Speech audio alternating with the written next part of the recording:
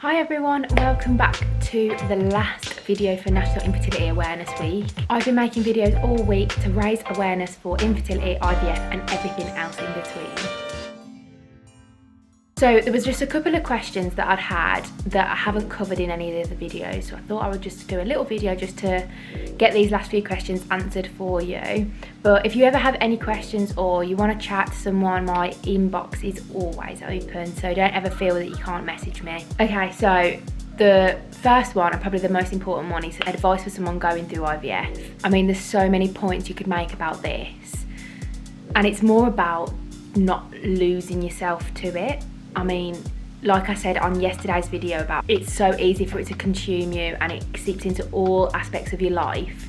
You've got to try your best to keep a routine, keep as much as you would normally do as possible. I mean, unless it's physically impossible to do because of treatment, I would say try and keep training, going to the gym, keep going out on date nights every week, keep, don't get too far ahead of yourself. Don't kind of be Googling everything all the time, because I was like that and it just got me down eventually. I just was in quite a bad place, and as soon as I realised that I can carry on being myself, my pre-IVF self, alongside going through treatment, it made my life so much easier. I mean, it's so much easier said than done. It's easy for me to sit here and go, you should just carry on as normal.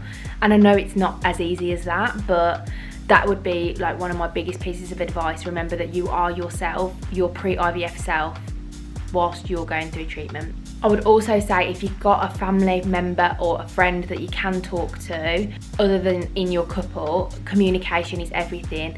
I find getting things off my chest just make me feel so much better. I feel like I'm not carrying the weight around on my own. I'm not feeling alone in my problem as such.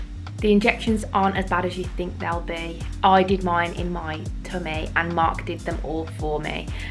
Luckily he's quite like straight to it, so I didn't have to there was no hesitation or anything. And try not to work yourself up about the injections, because they're not as bad as they seem, and hopefully they'll be all worth it in the end. And something else for someone going through IVF, I would just say be prepared for how many times you have to go back for scans and stuff at the hospital.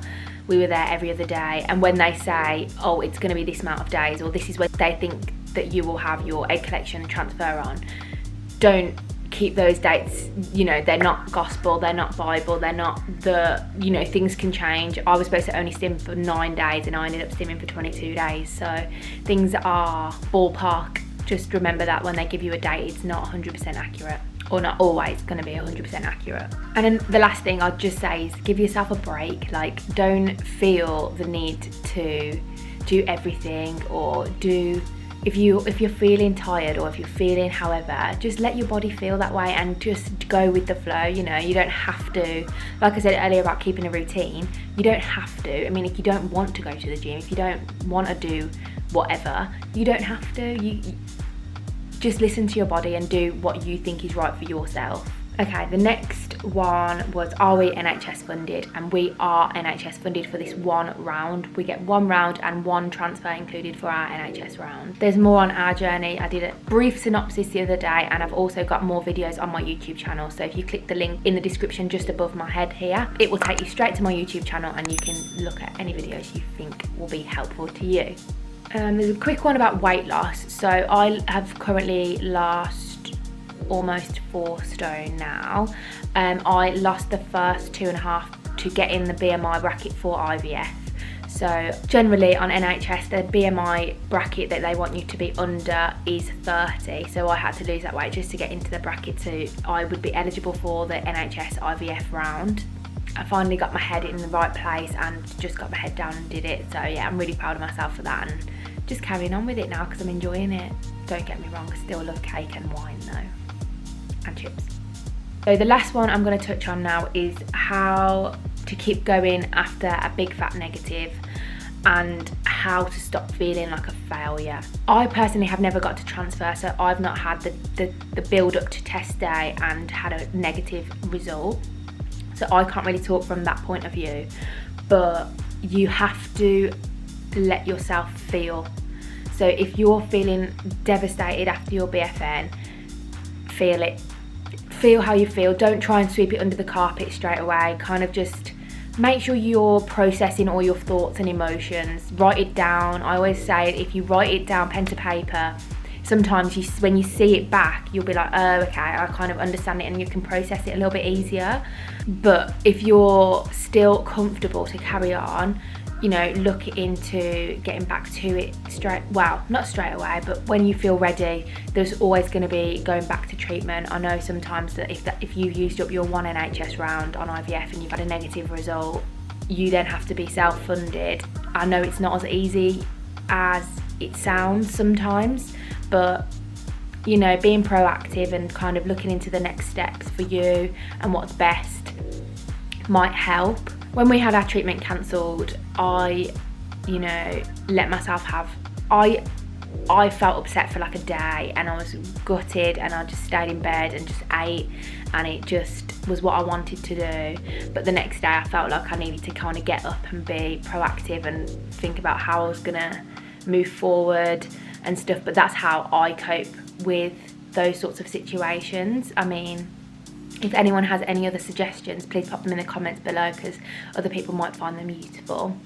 How to stop feeling like a failure. Again, this is a really tough one because it's how you feel in yourself. I've never blamed myself for the situation we're in, and I think that's the main thing. You have to detach yourself from your infertility and think this is happening to you, but it isn't you, if that makes sense. You are not your infertility, so you're not a failure.